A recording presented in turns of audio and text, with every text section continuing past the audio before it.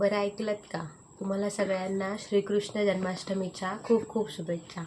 तर तुम्हाला मी आज दाखवणार आहे की कोकणामध्ये श्रीकृष्ण जन्म कशा पद्धतीने साजरा केला जातो. तर चला बघूया श्रीकृष्ण जन्म कसा साजरा केला जातो ते.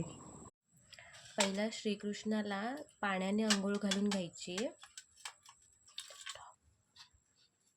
त्यानंतर दुधाने श्रीकृष्णाला अंघोळ घालायची.